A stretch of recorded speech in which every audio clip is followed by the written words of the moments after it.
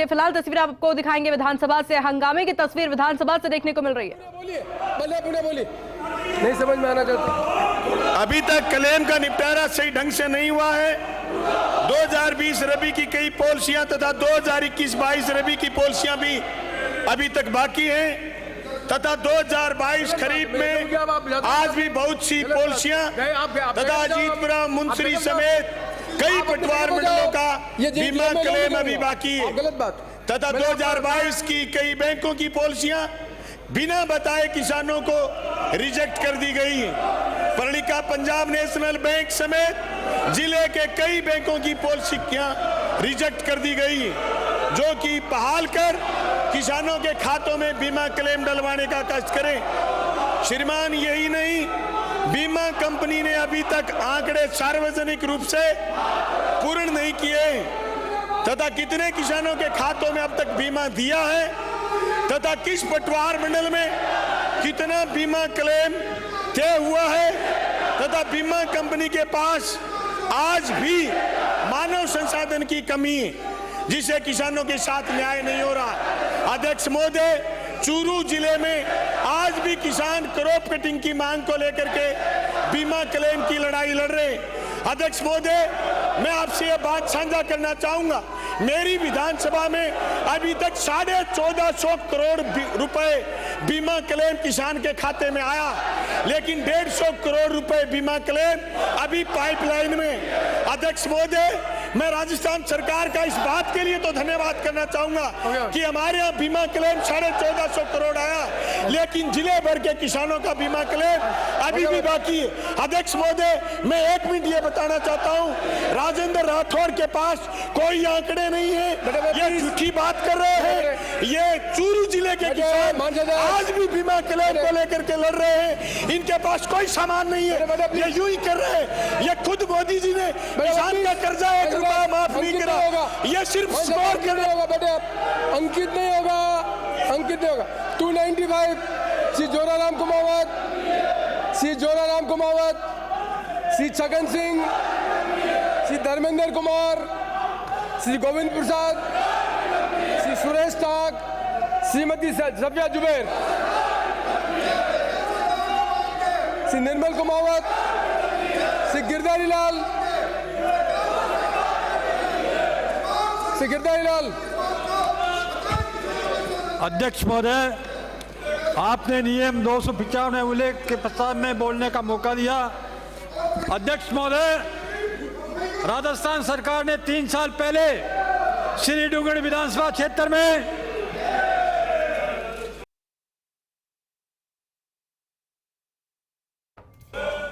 घर घर पानी पहुंचाने के लिए 2022 में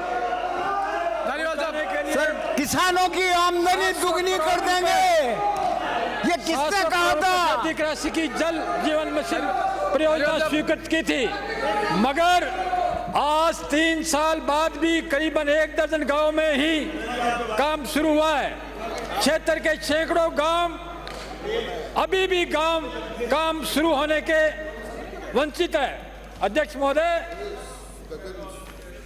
इस बड़े प्रोजेक्ट के कार्य धरातल पर अभी भी शुरू नहीं हुए हैं। अतः सदन के माध्यम से मेरा सरकार से आग्रह है कि श्री डूंगरी विधानसभा क्षेत्र के सभी गांवों में जल जीवन मिशन के कार्य धरातल पर शुरू करवाकर प्रत्येक घर तक नल व जल पहुंचाने का कार्य शीघ्र से शीघ्र पूरा किया जाए। धन्यवाद। धन्यवाद। श्री कन्हैयालाल, श्री सुरेश सिंह रावत, श्री बिहारी लाल, मैं दूसरा बोल रही हूँ, श्रीमती शोभा चौहान, श्री प्रताप लाल भील, श्री मदन प्रजापत, श्री कालूराम। समिति के प्रतिवेदन श्री राजेंद्र राठौड़, वित्तीयकार अनुपूरक मांग अनुदान की मांग पर 2023-24 प्रथम संकलन का उपस्थापन श्री शांति कुमार धारीवाल। अध्यक्ष महोदय, मैं आपकी अनुमति से वर्ष 2023-24 के लिए राजस्थान शासन के व्यय हेतु अनुपूरक अनुदान की मांगे प्रथम संकलन का उपस्थापन करता हूं। विधेयकार पुनर्स्थापित किए जाने वाले विधेयक श्री राजस्थान सार्वजनिक परीक्षा भर्ती में अनुचित साधनों की रोकथाम की अद्युपाय संशोधन विधेयक 2023। राजेंद्र यादव। अध्यक्ष महोदय, मैं आपकी अनुमति से राजस्थान सार्वजनिक परीक्षा भर्ती में अनुचित साधनों की रोकथाम के अदुपाय संशोधन विधेयक 2023 को पुनर्स्थापित करने की आज्ञा के लिए प्रस्ताव करता हूं। प्रश्न यह है कि राजस्थान सार्वजनिक परीक्षा भर्ती में अनुचित साधनों की रोकथाम के अद्युपाय संशोधन विधेयक 2023 को पुनर्स्थापित करने की आज्ञा प्रदान की जाए। जो पक्ष में वहां गए हैं, जो पक्ष में ना गए हैं, हाँ पक्ष जीता, विधेयक को पुनर्स्थापित करने की आज्ञा प्रदान की गई। प्रभारी मंत्री विधेयक प्रस्तावित करेंगे। अध्यक्ष महोदय, मैं आपकी अनुमति से राजस्थान सार्वजनिक परीक्षा भर्ती में अनुचित साधनों की रोकथाम के अद्युपाय संशोधन विधेयक 2023 को पुनर्स्थापित करता हूं। श्री राजेंद्र राठौड़, सभापति जनलेखा समिति। अध्यक्ष महोदय, मैं आपकी अनुमति से कार्य सूची में किए गए उल्लेख के अनुसार जनलेखा समिति 2023-24 की 4 प्रतिवेदन सदन में उपस्थित करता हूं। विचारार्थ लिए जाने वाला विधेयक राजस्थान कारागार विधेयक 2023। श्री टीकाराम जूली। माननीय अध्यक्ष महोदय, मैं आपकी अनुमति से प्रस्ताव करता हूं कि राजस्थान कारागार विधेयक 2023 को विचारार्थ लिया जाए। श्री रामलाल शर्मा, श्री मदन दिलावर, बाद में बोलेंगे। राजेंद्र राठौड़ बाद में बोलेंगे। श्री अशोक लावटी, बाबूलाल जाडोल, ज्ञानचंद पारक, राम प्रताप कसानिया, श्रीमती चंद्रकांता मेघवाल, चंद्रभान सिंह आज्ञा, धर्मनारायण जोशी, वासुदेव देवनानी, श्री संदीप शर्मा, श्री अमृतलाल मीणा, श्री अविनाश, श्री रूपाराम मकराना, श्री बिहारी लाल। माननीय अध्यक्ष जी, राजस्थान कारागार बिल 2023 पर बोलने का आपने अवसर दिया, उसके लिए धन्यवाद। जेल सुधार पर अनेक समितियां बनी, अनेक कमेटियां बनी, अनेक रिपोर्टें आई और बरसों से जेल सुधार की बातें चलती रही। सुप्रीम कोर्ट के भी निर्णय आए, केंद्र को भी कहा जेल मैनुअल बनाया जाए। 16 में जेल मैनुअल बना भी, उसके बाद अभी पिछले महीने एक रिपोर्ट आई है कि एक नया जेल मैनुअल बनके तैयार है। 16 के जेल मैनुअल को 18 प्रदेशों ने माना। वैसे तो स्टेट्स सूची का सब्जेक्ट है जेल, और इस पे ये सरकार राजस्थान कारागार बिल 2023 लेके आई है। माननीय अध्यक्ष जी, अधिनियम में 3 वर्ष से कम कठोर कारावास के बंदियों के लिए धारा 7 ये कहती है, अधिनियम में 3 वर्ष से कम कठोर कारावास के बंदियों के लिए अस्थायी कार्य शिविरों की स्थापना की बात की गई है। इसमें यह स्पष्ट नहीं हो रहा कि राज्य सरकार कार्य उपलब्ध करवाएगी या स्वयं बंदी को अपने कार्य ढूंढना होगा। धारा 18 कारागार अधीनस्थ सेवा के अधिकारियों को अभी भी जेलर, मुख्य प्रहरी तथा प्रहरी कहा जा रहा है। अधिनियम में इनके पदनाम परिवर्तन होने चाहिए थे। जेलर पदनाम औपनिवेशिक मानसिकता का परिचायक है। धारा 18 में कहा गया है कि जेलर कारागार के परिसर के भीतर निवास करेगा, जबकि जेलर आवासों की स्थिति बहुत दयनीय है। इनकी अवस्था बंदी बैरकों से भी बदतर है। अधिनियम में तलाशी कार्य के लिए आधुनिक उपकरणों की कोई बात नहीं की गई। धारा 36 के अंतर्गत प्रतिबंधित वस्तुओं से संबंधित धारा को गैर जमानती धारा बनाया जाना चाहिए था। मोबाइल जैसी सामग्री बरामद होने पर बंदी के विरुद्ध कार्रवाई होनी चाहिए, न कि कर्मचारी या अधिकारी के विरुद्ध। अगर अधिकारी कर्मचारी के विरुद्ध भी हो तो निश्चित तौर पर बंदी के विरुद्ध भी ये कार्रवाई का ऐसा अमल में लाया जाना चाहिए। प्रावधान भी बिल में होना चाहिए था। यदि कर्मचारी रंगे हाथों पकड़ा जावे तो ही कार्य का होनी ही चाहिए, करे कोई भरे कोई, ऐसा ना हो खाली जेल अधिकारियों के विरुद्ध ही कार्रवाई हो।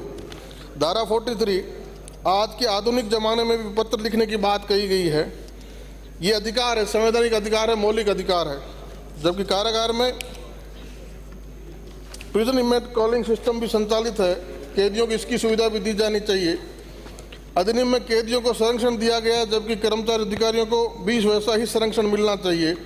मुल्ला आयोग की अन्य कमेटियों के सुझावों को भी इसमें स्थान दिया जाना चाहिए था। जेल पर अपनी मांगों को लेकर समय समय पर अपनी आवाज बुलंद करता रहा है और धारा 65 के प्रावधान लाकर अब तो उनको मांग भी उठा नहीं पाएगा। धारा 65 के प्रावधानों में ऐसा प्रावधान कर दिया गया है वो अपने मौलिक अधिकारों के अपने हक की बात भी नहीं उठा पाएगा। इसको भी धारा 65 के प्रावधानों को इस पर विलोपित किया जाना चाहिए। जेल अधिकारियों कर्मचारियों को अनावश्यक अनुशासन कार्यों का सामना करना पड़ता है, उसके लिए भी कैदियों द्वारा दिए गए अपराध की सजा भी उन्हीं को मिले, इसका उपाय इसमें भी आपको संतुलन रखना चाहिए था। धारा 54 में कौशल विकास कार्यक्रम और व्यवसायिक। और चलिए हमारे साथ सहयोगी ऐश्वर्य प्रधान जुड़ गए हैं ज्यादा जानकारी के साथ। ऐश्वर्य, अभी हमने देखा किस तरह से विधानसभा में हंगामा हुआ था, हंगामे के बाद किस तरह के हालात दिखाई दे रहे हैं वहां पर, और क्या आगे भी हंगामा देखा जा सकता है आज की कार्यवाही में?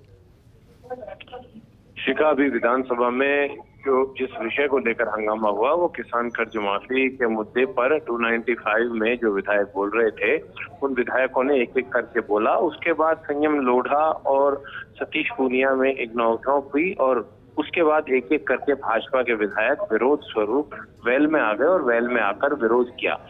और सबसे महत्वपूर्ण बात ये कि किसान कर्ज माफी पर का मुद्दा जो है वो आज भी लगभग 4.5 साल हो चुके हैं, चुनाव आने को है, मुद्दा आज भी लगातार बीजेपी के लिए सबसे हॉट मुद्दा बना हुआ है। और विधानसभा में शुरुआत से लेकर आज तक ऐसी कोई विधानसभा नहीं रही जब ये मुद्दा बीजेपी ने नहीं उठाया हो, और आज यही कारण है कि बीजेपी ने मुद्दा उठाया, उठाकर वेल में आए, नारेबाजी की, विरोध किया और अपना एक मैसेज आज फिर से दे दिया। दूसरा एक महत्वपूर्ण मुद्दा ये उठा कि कई बार आदिवासी क्षेत्र है राजस्थान के या राजस्थान के ऐसे कई क्षेत्र हैं जहां पर नौकरियों के लिए युवा जाते हैं, नौकरी सरकारी लग जाती है, लेकिन बाद में वो अपने क्षेत्र में तबादले करा के वापस आ जाते हैं। तो ऐसे में सबसे बड़ी समस्या इस बात को लेकर होती है कि वहां उन जिलों में पद खाली रह जाते हैं। तो ऐसे में स्पीकर सीपी जोशी ने एक सलाह सरकार को दी कि क्यों ना जिस तरीके से कांस्टेबल भर्ती परीक्षा में डिस्ट्रिक्ट लेवल के लिहाज से भर्ती होती है वैसे अन्य नौकरियों में क्यों नहीं हो सकती। तो ये दो मुद्दे हैं, सबसे बड़े मुद्दे रहे। उसके अलावा एक मुद्दा और था जिसे भारतीय जनता पार्टी ने उठाया, वो मुद्दा था बेरोजगारी भत्ते का मुद्दा। बीजेपी की दलील है कि बेरोजगारी भत्ता जो रजिस्टर्ड बेरोजगार है उनसे बहुत कम लोगों को दिया जा रहा है। बहुत शुक्रिया आपका मैसेज जुड़ने के लिए।